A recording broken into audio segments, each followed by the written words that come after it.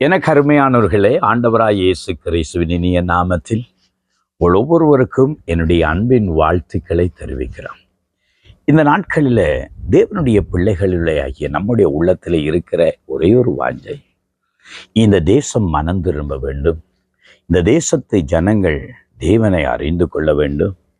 பொல்லாத வழிகளை விட்டு ஜனங்கள் தேவனை அறிந்து கொள்ள வேண்டும் என்று சொல்லி நம்முடைய உள்ளத்திலே ஒரு வாஞ்சை, ஒரு விருப்பம். இன்றைக்கு தேசம் தேவனை அறியாமல் எத்தனை அழிவை நோக்கி போய் கொண்டிருக்கிறது. ஒரு காலத்தில் யுத்தம் இந்த தேசத்தை அழித்து கொண்டே இருந்தது. பிசாசானவன் அநேகருடைய இரத்தத்தை குடித்து கொண்டே இருந்தான். அநேக நன்மைகள் இந்த தேசத்தில் இல்லாமல் போய் கொண்டே இருந்தது. ஆனால் அதை விட ஒரு கொடிய காலம். இந்த காலத்தில் அநேக ஜனங்கள் பாவத்தினாலே அழிந்து கொண்டு போகிறதை பார்க்கிறோம். அநேகர் குடி வரிகளினாலே அழிந்து கொண்டு போகிறதை பார்க்கிறோம். விபச்சார வேசித்தனங்களினாலே அநேகர் அழிந்து கொண்டு போகிறதை பார்க்கிறோம். இந்த தேசத்தில் இன்றைக்கு அநேக அருவருப்புகள், அநேக பாவங்கள், எங்கு பார்த்தாலும் பாலியல் வன்முறைகள், துஷ்பிரயோகங்கள், எங்கு பார்த்தாலும் கொலை கொள்ளைகள், எங்கு பார்த்தாலும் சிறுவர்கள் மத்தியிலே இருக்கிற அநேக இளம் வாலிபர்கள் போதைப் பொருட்களுக்கு அடிமைகளாகி குடிவரியினாலே வாழ்கிறார்கள்.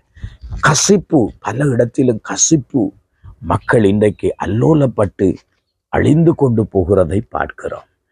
இந்த தேசம் இன்றைக்கு ஏன் இந்த அழிவை நோக்கி போகிறது? ஏன் ஜனங்கள் ஆண்டவரை அறிந்து கொண்டால், ஆண்டவரை கண்டு கொண்டால் இந்த அழிவிலிருந்து காப்பாற்றப்படலாமே என்று எண்ணம். ஒரு காலத்தில் நானும் நீங்களும் தேவனை அறியாதவர்களாய்த்தான் வாழ்ந்தோம். நான் அப்படித்தான் வாழ்ந்தேன். ஒரு நாள் இந்த உலகத்தின் வழியிலேயே நடந்து கொண்டு போனோம். இந்த உலகமே வாழ்க்கை என்று நினைத்து ஓடினோம்.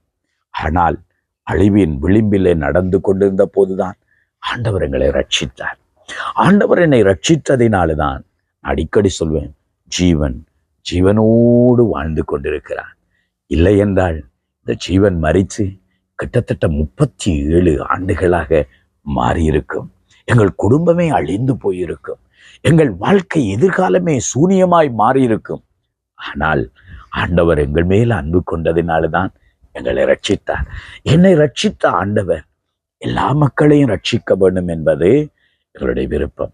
இது என்னுடைய விருப்பம் மாத்திரமல்ல, தேவனுடைய பிள்ளைகளாயிருந்த ஒவ்வொருடைய விருப்பம். கடந்த நாளில் நான் ஒரு வீட்டுக்கு போயிருந்தேன். அந்த வீட்டின் உறவினர்கள் ஐரோப்பா நாட்டிலே வாழுகிறார்கள். அவர்கள் சொன்னார்கள், என்னுடைய உறவினர்களோடு கால் பண்ணவே எனக்கு விருப்பம் இல்லை. கால் பண்ணினாலேயே எப்பொழுதும் இயேசுவை பற்றியே சொல்வார்கள், ஆண்டவரை பற்றியே சொல்வார்கள். சபைக்கு செல்லுங்கள், ஆண்டவரை தேடுங்கள் என்றே சொல்லிக் கொண்டிருப்பார்கள். விருப்பமே, அவர்களோடு கதைக்க விருப்பமே இல்லை. வேறு எந்த கதையுமே கதைக்க மாட்டார்கள். ஆம், நான் அவர்களை பார்த்து சொன்னேன், கிறிஸ்துவை அறிந்து கொண்ட ஒவ்வொருவருக்கும் அதுதான் உள்ளத்திருக்கிற வாஞ்சை. எங்களைப் போல அவர்களும் இயேசுவை அறிய வேண்டுமே, அவர்களும் ரட்சிக்கப்படணுமே, நரகத்துக்கு போகக்கூடாதே, அவர்கள் சாத்தானின் பிடியிலிருந்து விடுதலை அடையணுமே, சமாதானம் சந்தோஷமான வாழ்வை அவர்கள் வாழ வேண்டும் என்பது அது தேவனை அறிந்த ஒவ்வொரு பிள்ளைகளின் உள்ளத்தில் இருக்கிற வாஞ்சை. இதைத்தான் பவுல் அப்போஸ்தலர் அங்கே ரோமரின் புஸ்தகம் 10வது அதிகாரம் 1வது வசனத்திலே சொல்லுகிறார், சகோதரரே, இஸ்ரவேலர் ரட்சிக்கப்பட வேண்டும் என்பது அங்கே எனக்குள்ளே இருக்கிறதான விருப்பமும் நான் தேவனை நோக்கி செய்கிற விண்ணப்பமாய் இருக்கிறது. அன்னைக்கு பவுலுக்குள்ள இருந்த விருப்பம் என்ன தெரியுமா? தன்னுடைய யூத மக்கள், இஸ்ரவேல் ஜனங்கள் ரட்சிக்கப்பட வேணும். அவர்கள் தேவனை அறிகிற அறிவை பெற்றுக்கொள்ள வேணும். 9வது அதிகாரத்திலே சொல்லுகிறார், என் ஜனத்துக்காக நான் மிகுந்த துக்கம் அடைகிறேன், மனவேதனை அடைகிறேன். ஐயோ, அவர்கள் நரகத்துக்கு போய்விடக்கூடாது. அவர்களுக்கு பதிலாய் நானே சபிக்கப்பட்டால் பரவாயில்லை, அவர்கள் அடைய வேண்டிய தண்டனையை நானே அடைந்து கொண்டால் பரவாயில்லை, என் ஜனங்கள் ரட்சிக்கப்பட வேண்டும். ஆம், எனக்கு அருமையானவர்களே, இன்றைக்கு நமக்குள் அந்த விருப்பம் இருக்கிறதா?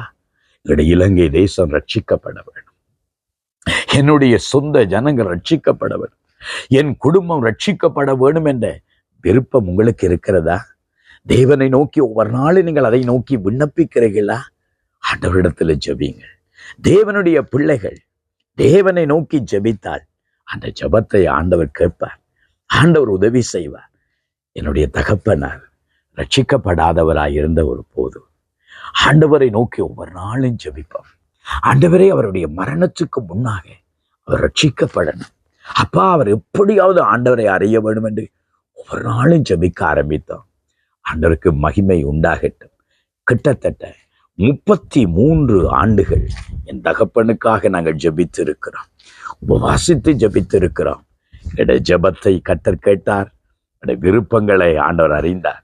என்னுடைய தகப்பனார் இயேசுவை வெறுத்தவர் தான், என்னை வெறுத்தவர் தான், சபையை வெறுத்தவர் தான். ஆனால் ஒரு நாள் வந்து சொன்னார், உன்னுடைய இயேசு எனக்கு வேண்டும், நான் உன்னை போல இயேசுவை தேடப் போகிறேன், நீ இருக்கிற சபையில நானும் தேவனை ஆராதிக்க போகிறேன், உன்னோடையே கூட நான் இருக்க போகிறேன் என்று சொல்லி என் தகப்பனார் என்னை தேடி வந்தார். இயேசுவுக்கு தன் வாழ்வை அர்ப்பணித்தார், ரட்சிக்கப்பட்டார். ஆம், அதுதான் பெரிய சிலாக்கியம். இயேசு அவரையும் ரட்சித்தார். உங்கள் குடும்பத்தில் ரட்சிக்கப்படாதவர்களுக்காக நீங்கள் ஜெபிக்கிறீர்களா?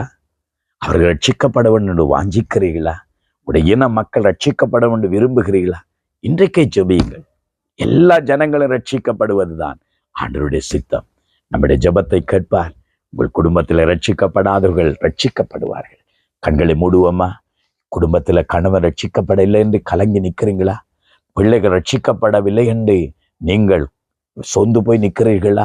உங்களோட உற்றார் உறவினர் ரட்சிக்கப்பட வேண்டும் ஏக்கத்தோடு நிற்கிறீர்களா? ஜெபிப்போம். ஆண்டவர்களை ரட்சிப்பார். பிதாவே, உமக்கு நன்றி.